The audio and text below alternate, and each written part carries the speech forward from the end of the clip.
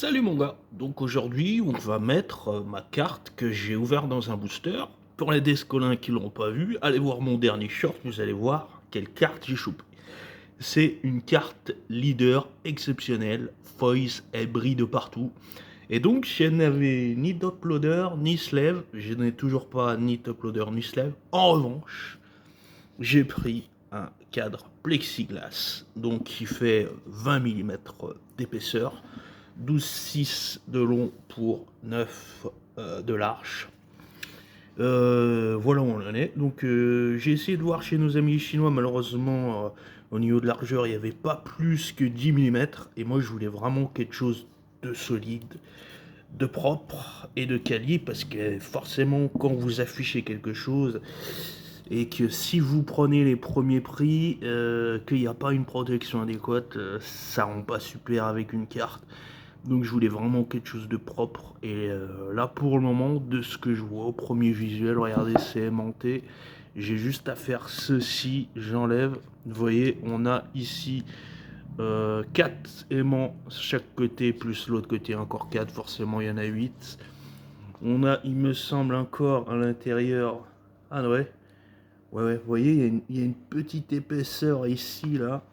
Bon, bref, à mon avis, c'est pour enlever l'aimant et c'est pour enlever. Il y a une sorte d'épaisseur en plus. Mais là, on peut déjà la positionner dedans. Donc, c'est ce qu'on va faire. Et on va voir ce que ça donne au niveau du résultat. Les sleeves, je vais en recevoir. Les top loaders, je suis pas très fan parce que c'est du plastique semi-rigide. Mais apparemment, ça a l'air indispensable pour faire des envois. Mais j'ai privilégié plutôt des étuis magnétiques en plastique. Je vous montrerai aussi la vidéo. Mais là, on va voir le résultat, ce que ça donne avec la carte leader. A tout de suite.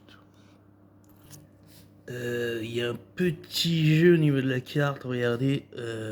Si je fais ça, ça m'inquiète un peu, ça. Bon, on va voir. Donc voilà comment ça rend. Par contre, il y a un petit jeu, regardez, si je fais ça et que je l'incline un peu, vous voyez, là elle tombe, là elle tombe, là elle tombe, et là elle va aller dans l'autre angle. Vous voyez, donc à mon avis, il va falloir que je la mette sous sleeve. Ou alors je sais pas si c'est volontaire qu'ils aient mis un petit jeu pour rajouter un top loader ou un sleeve, parce que ça rajoute, surtout avec un top loader, je pense que ça va rajouter quelques millimètres de chaque côté. Est-ce que c'est dû à ça justement qu'ils ont pensé aux collectionneurs qui par-dessus rajoute une sleeve à un top loader? En tous les cas, ça rend très bien, hein, ça la protège, mais il y a un jeu. Donc ce qui veut dire qu'on n'a pas une protection adéquate à 100%. Pourtant, c'est un format standard 35 pt. Je vous ai dit la dimension. Voici l'épaisseur. Là, franchement, l'épaisseur 20 mm, c'est nickel. C'est-à-dire, on peut la faire tomber par terre. Il n'y a pas de souci. Quoique c'est aimanté, mais bon, c'est des petits aimants de merde quand même. Vous voyez, c'est des mini-aimants. Même s'il y en a 8, à mon avis, si vous la faites tomber, ça va se séparer en deux parce que il n'y a pas une forte pression. Vous voyez, je pense qu'il y aurait pu avoir une pression encore plus forte si on aurait eu des vrais aimants, des gros aimants qui fassent plus de 3 mm d'épaisseur, quoi. Vous voyez, parce que là, on a vraiment des minuscules aimants. On les voit pas, ils sont tellement discrets qu'à mon avis, si ça tombe, ils se séparent en deux, c'est sûr. À 100%, je connais les aimants, je connais le magnétisme, et ça, c'est vraiment le seul point noir, c'est ça, hein, c'est les aimants bas de gamme.